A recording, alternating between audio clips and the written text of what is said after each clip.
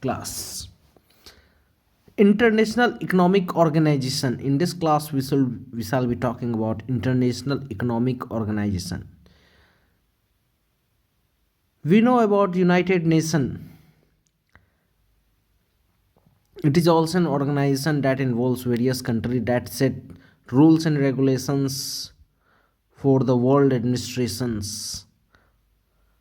But in terms of economy, there are various organizations, that is World Bank, World Trade Organization, International Monetary Fund. The story starts from Bretton Woods institutions. Bretton Woods institutions are the World Bank and International Monetary Fund. We call World Bank and International Monetary Fund together the Bretton Woods institution. They were set up at meeting of 43 countries in Bretton Woods, New Hampshire, USA, 1944. That is why Bretton Woods USA में ही है ये. They aim to help rebuild the shattered post war economy. Second world war के बाद बहुत ज़्यादा नुकसान हो गया था, यूएसए यूरोप ख़त्म हो गया था, तो वहाँ पे डेवलपमेंट के लिए यूरोप में डेवलपमेंट के लिए मेनली ब्रेटन वुड इंस्टीट्यूशन को लाया गया था, World Bank and IMF. Original Bretton Wood agreement are also included plans for international trade organisation. International जो एरिना है वहाँ पे ट्रेड कैसे होगा, एक कंट्री दूसरे कंट्री के साथ ट्रेड किस बेसिस पे करेगा, किस टर्म्स एंड कंडीशन पे करेगा, और इन सब को रेगुलेट करने के लिए तभी वर्ल्ड बैंक ही थी, ब्रेटन वुड इंस्टीट्यूशंस ही थी, जिसके अंदर में दो इंस्टीट्यूशन आती है, World Bank and IMF.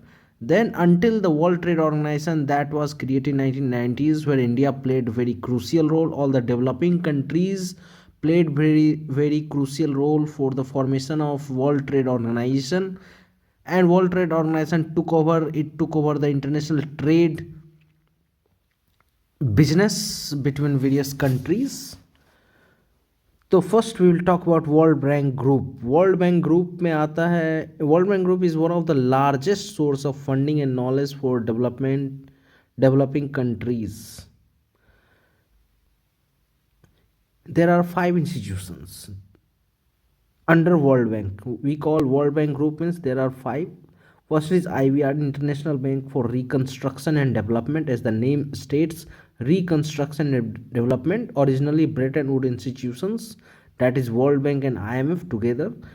They were mainly set up for rebuilding the shattered post-war economy of Europe.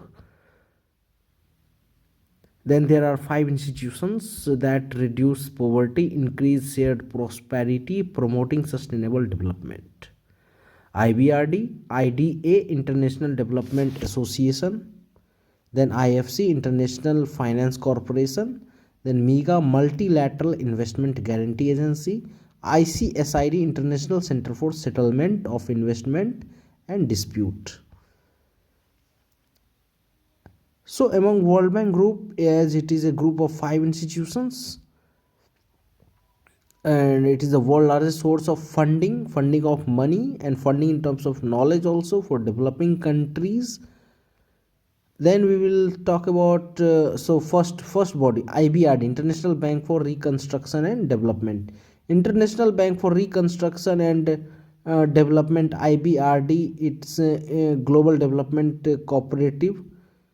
We can there are cooperative banks, cooperative society, and on international level we can call IBRD as international cooperative, global level cooperative. It is owned by 189 countries. It is as the largest development bank in the world. It supports World Bank Group mission.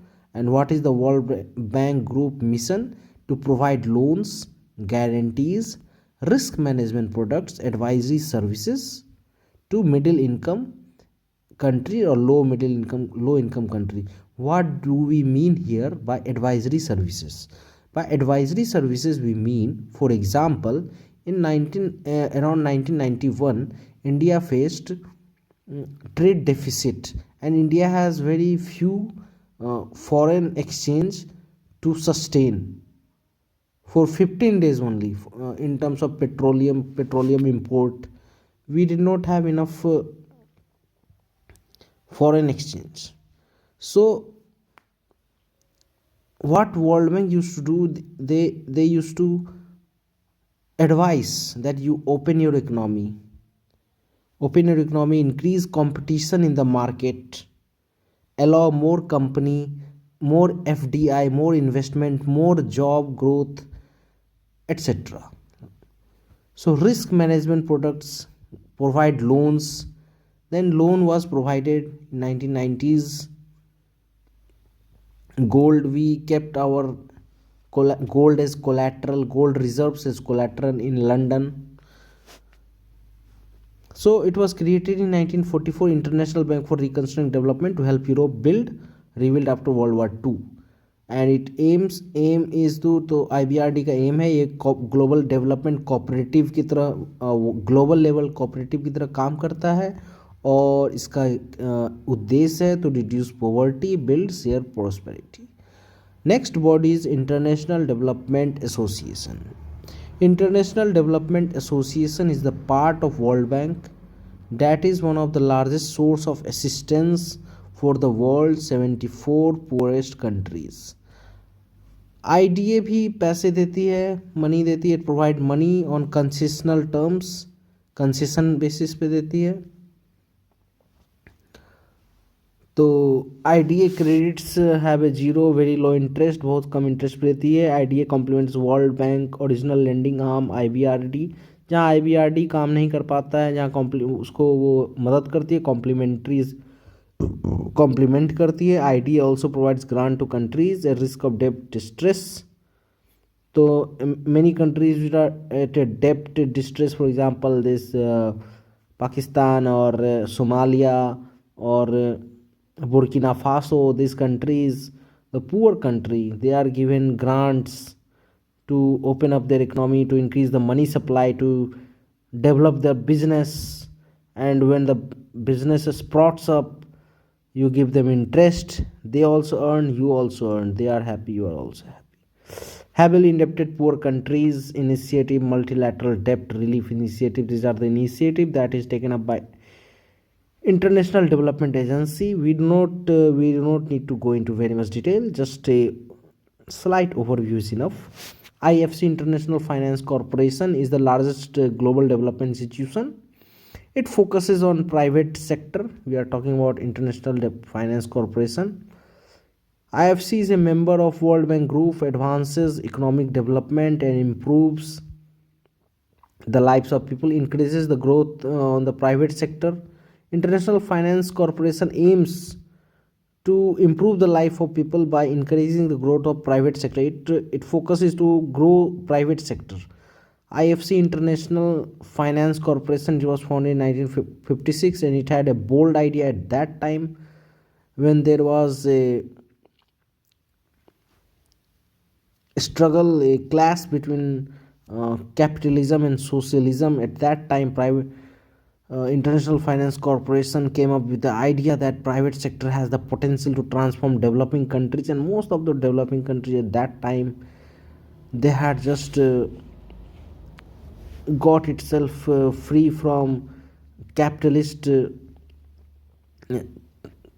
colonial master like Britain. So it was a bold idea, International Finance Corporation 1956, that private sector has the potential to develop countries. On this line it was set up, and today this notion is almost accepted. IFC helps countries develop their private sector in variety of ways, mobilizing capital from other lenders, investors. It helps you to mobilize money, get investors, get loans, investing in company through loan, equity investment, advising. This is like personal financial advisor to country. Then multilateral investment guarantee agency, MIGA, we call it MIGA. In financial year, they promote cross-border investment in developing countries by providing guarantees, political risk insurance, credit investment. If there is a risk of political risk or credit problem, credit risk is there, MIGA, multilateral investment guarantee, it provides you guarantee to investors and lenders. The agency derives its unique strength from World Bank Group and from its structure is an international organization whose shareholders include most countries in the world.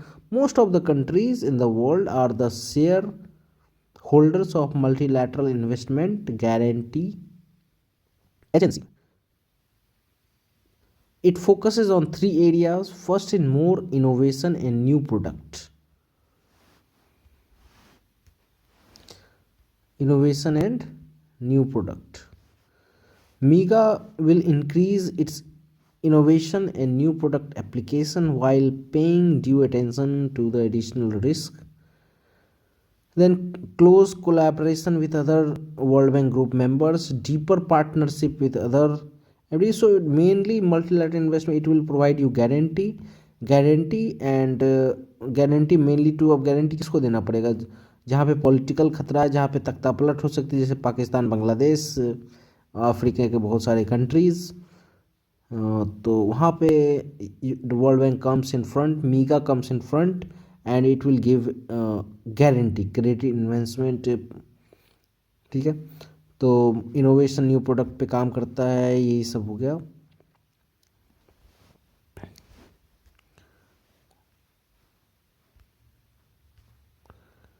And next is International Center for Settlement of Investment Disputes. Suppose some country, if it invest in other country, a developed country invest in developing country, there might be some situation may arise if that may lead to conflict, dispute.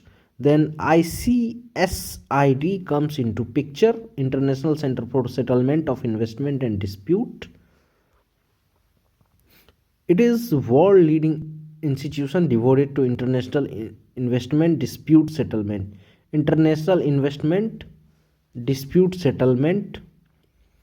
It has extensive experience in the field, having administered the majority of most of the international investment cases where there is dispute. It is settled by International Center for Settlement of Investment Dispute. This is the part of World Bank Group. As a member of ICSID, each state participates in administrative council and the member states determine the general direction, मतलब क्या होना चाहिए. ICSID secretariat है जहाँ पे daily का operation होता है. Secretariat consist of approximately 70 staff है, ये सब जानने का ज़रूरत नहीं है. सेक्रेटरी जनरल होते हैं, मतलब ये इसका जो मेन ऑब्जेक्टिव है वो उसको समझ लेना चाहिए. Then IMF, this is very important body. IMF international monetary fund, इसका इस्टेब्लिशमेंट हुआ था IBRD यानी international bank for reconstruction development के साथ. और एट 40 मतलब जब 44 नेशन ब्रेटन वुड्स में जमा हुए थे USA में, उसी वक्त IBRD के साथ IMF का भी उद्घाटन हुआ था. IBRD वो बन गया World Bank, IBRD later became a part of World Bank, और IMF इज़ अनदर इंस्टीट्यूशन. और it is govern by accountable, there are 190 countries near global membership है, मतलब हर कोई इसका IMF का पार्ट है.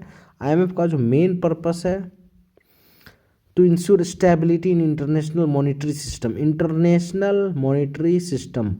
इंटरनेशनल मॉनिटरी सिस्टम में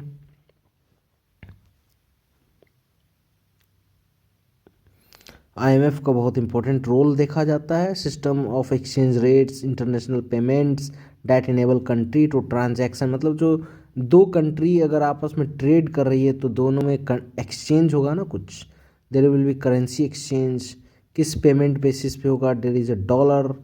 तो ये सब को रेगुलेट, इसको इसमें स्टेबिलिटी को रखना कि कोई अपने करेंसी को वैल्यू को एकदम सस्ता कर ले तो एक्सपोर्ट वो ज़्यादा कर पाएगा, क्योंकि उसे जो दूसरा कंट्री उसे सस्ते में मिलेगा कोई भी सामान. बिकॉज जो ख़रीद रहा है तो अगर मेरे करेंसी सस्ता है तो उसको सस्ता पड़ेगा.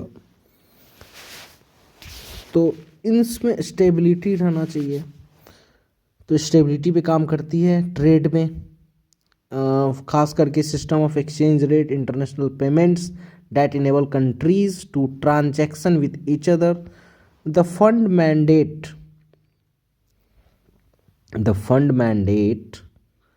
was updated in 2012 to include all microeconomic and financial sector issues to bear on global stability. Global stability economic global stability को मेंटेन करने के लिए there are various variable, for example macro economic, financial sector issues. IMF quotas है। अब आईएमएफ में बहुत important concept है, that is IMF quotas. IMF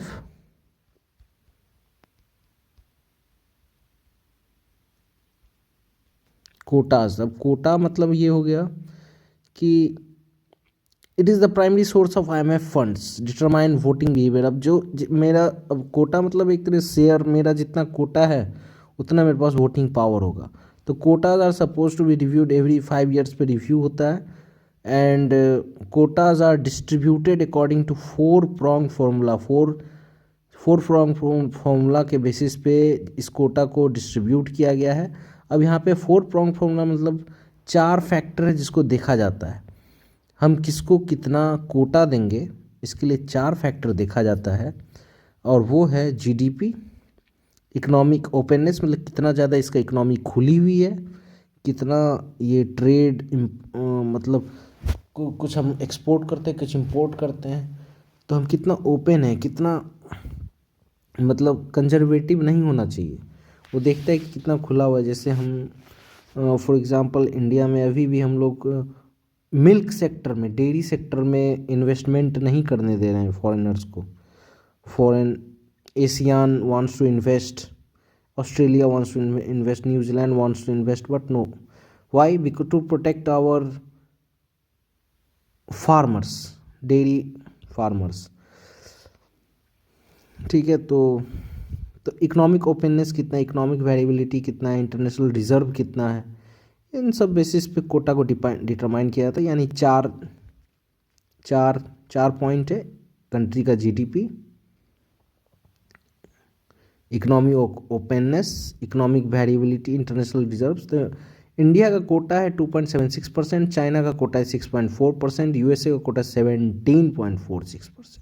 USA quota is 17.46%, China का है 6, इंडिया का 2.76। तो which translate to a vote share of 16.52 giving its unique veto power. तो यूएसए को यूनिक वीटो पावर मिल जाता है, वो बहुत सारे डिसीजंस लेते हैं, many of which require super majority of 85%। तो यूएसए का सपोर्ट रहना चाहिए।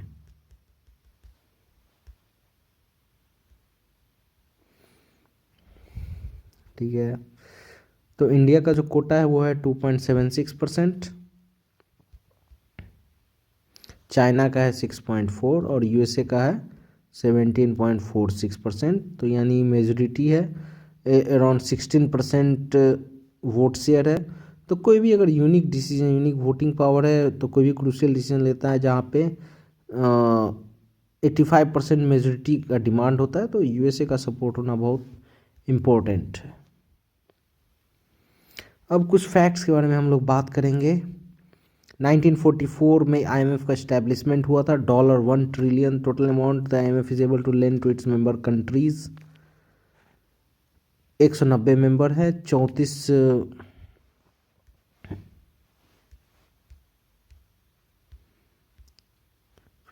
लैंडिंग अरेंजमेंट्स है, 150 नेशनलिटीज़ है, 0% interest rate on loans. Low income country को 0% इंटरेस्ट रेट पे मिलता है, 303 मिलियन। तो वर्ल्ड बैंक ग्रुप आईएमएफ के बारे में शॉर्ट में अगर हम पढ़ें तो India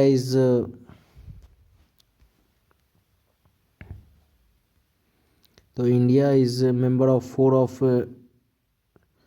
the 5 constituent of World Bank group. तो वर्ल्ड बैंक ग्रुप में जो 5 बॉडी जिसके बारे में हमने पढ़ा, तो इंडिया उसमें से 4 का मेंबर, और एक किसका मेंबर नहीं होगा ये आप गेस कर सकते हो, क्योंकि हमने जो 4 पढ़ा उसमें से बहुत सारी बॉडी थी। जैसे इसमें बॉडी थी मल्टीलैटरल इन्वेस्टमेंट गारंटी एजेंसी, तो इसका तो होगा क्योंकि कहीं इन्वेस्टमेंट करना है वहाँ पे ये गारंटी दी। इंटरनेशनल फाइनेंस कॉरपोरेशन यानी प्राइवेट सेक्टर का डेवलपमेंट, यहाँ भी इंडिया पार्ट है। Then third, international development agency, poor को असिस्टेंस प्रोवाइड करना, पुअर कंट्रीज़ को कंसेशनल टर्म्स पे। ठीक है, आईडीए भी वेरी लो इंटरेस्ट रेट पे देता है। फिर आईडीए से आईबीआरडी, ऑब्वियसली इंडिया इसका पार्ट है। एक का पार्ट नहीं, वो है international dispute centre for settlement of investment dispute, ICSID। ICSID जो है, जो इन्वेस्टमेंट जो डिस्प्यूट होते हैं वहाँ पे ये सेटलमेंट करता है। इंडिया इसका पार्ट नहीं है क्योंकि maybe we become subjugated to that organisation, क्योंकि ये डिसाइड करती है हमारा, अगर किसी भी USA की कंपनी के साथ डिस्प्यूट है तो वहाँ पे हो सकता है इस देश को झुकना पड़ जाए। तो ये रीज़न हो सकता है। India is not a member of ICSID, international centre for settlement of investment and dispute. Then India has been accessing funds from World Bank through IBRD and IDA, international development agency, जो कि बहुत concessional loans देती है to developing country और under developed country. IBRD provide you money for reconstruction, provide you advice. India is one of the founding member of IBRD, International Bank for Reconstruction and Development, International Development Agency, international finance corporation, IFC-IDA से world bank का part है, जिसमें से 3 का India founding member था, एक का India member नहीं है, that is international centre for settlement of investment dispute. World Bank assistance in India started in 1948। तो वर्ल्ड बैंक ने असिस्ट किया इंडिया को 1948 में, जब एग्रीकल्चर मशीनरी प्रोजेक्ट को अप्रूव किया गया था। तो जो पहला फर्स्ट 5 ईयर प्लान था, that where in first 5 year plan industrialisation was the prime mover. Industry पे हमने ज़्यादा ध्यान दिया था और एग्रीकल्चर को माना गया था कि एग्रीकल्चर तभी डेवलप होगा अगर हमारे पास डेवलप्ड फैक्ट्रीज़ होती हैं। और यहाँ पे डिस्प्यूट भी है कि फर्स्ट 5 ईयर प्लान में हमने एग्रीकल्चर को क्यों नहीं प्राइम मूवर माना, इंडस्ट्री को क्यों माना। World Bank Resident Mission was established in India in 1957. India has executive director in the board of director, IBRD, IFC, IDA, MIGA.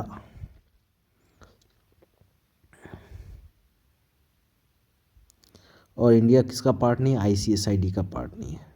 IMF, India is founding member of again IMF. India took IMF assistance during 1991 balance of payment crisis. India has not taken any financial assistance from IMF since 1993. As I had stated earlier that during 1991 there was financial crisis. Then a reform was taken, LPG reforms. तो ये condition था जो world Bank ने रखा था कि आपको अपनी इकोनॉमी ओपन करना पड़ेगा, खोलना पड़ेगा। तो प्राइवेटाइजेशन, ग्लोबलाइजेशन, LPG। तो हमने प्राइवेटाइज किया, ग्लोबलाइज किया, इकोनॉमी को ओपन किया, ठीक है। तो और उसके बाद we can see the growth specially in telecom sector and real estate and IT, information technology. तो 1993 के बाद हमने कोई फाइनेंशियल असिस्टेंस नहीं लिया है IMF से। Repayment of all loans taken from IMF funds have been completed on 31 May 2000। जो भी लोन था 31 मई 2000 तक हमने सारा पे कर दिया है, ठीक बा। Finance minister is the ex officio governor of board of governor of IMF। जो फाइनेंस मिनिस्टर होता है इंडिया का, वो एक्स ऑफिशियो गवर्नर होता है in the board of governor of IMF। RBI governor is alternate governor of IMF। India is represented at the IMF by an executive director. जो executive director होता है वो इंडिया को represent करता है।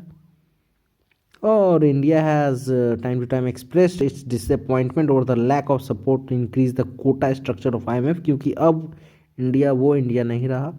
India का फॉरेन एक्सचेंज रिजर्व्स जो है बहुत ज़्यादा, it is one of the highest. And you can search in the Google कि इंडिया का जो फॉरेन एक्सचेंज रिजर्व है वो किस पे है, टॉप में है या सेकेंड टॉप में है। ठीक है। और there are few criticism of World Bank कि डेमोक्रेटिक ऑनरशिप को अंडरमाइन करता है, फ्री मार्केट इकोनॉमी को बनाने के लिए फोर्स कर रहा है। क्यों फोर्स कर रहे हो भाई? क्या है, फोर्स क्यों कर रहे हो? हम सोशलिज्म की ओर जीना है हमें, हम चाहते हैं कि पब्लिक सेक्टर ज़्यादा रहे, गवर्नमेंट के कंट्रोल में बहुत कुछ रहे। ठीक है, structural under representation, global south का रिप्रेजेंटेशन ही नहीं है। इंडिया के बहुत कम कोटे हैं, फिर साउथ में जो अफ्रीकन कंट्रीज़ है वो सब का कुछ से ही नहीं, there is no say, then biased and inconsistent decision making as we can see that USA has six more around 16%, 17% quota, India has only 2%. Then lack of transparency, failure of World Bank to adapt to the changing. Now the World Bank is changing, world order is changing. Now there is not, it is not a two polar, it is multipolar world order. There are various poles. First, earlier there was only US and Russia, but now there are various poles. China is there, India is there, developing countries, South Africa, Brazil. BRICS is one of that point, one of the BRICS क्या है? BRICS एक प्रकाष्ठा है जो changing world order है उसका। ठीक है, IMF का भी क्रिटिसिज्म किया था कि जो लोन का कंडीशन जो आप दे रहे हो कि गवर्नमेंट बोरोइंग को हाई टैक्स, गवर्नमेंट जो आप देते हो तो गवर्नमेंट हाई टैक्स लगाती है, high interest rate to stabilise the currency. ठीक है, बहुत सारे फॉर्म्स बैंकरप्ट हो जाते हैं, structural adjustment, privatisation, deregulation, corruption. ठीक है, okay, the remaining part and other chapter, next points, other chapters will be about, we will now in the next class we shall be talking about World Trade Organization in the next video.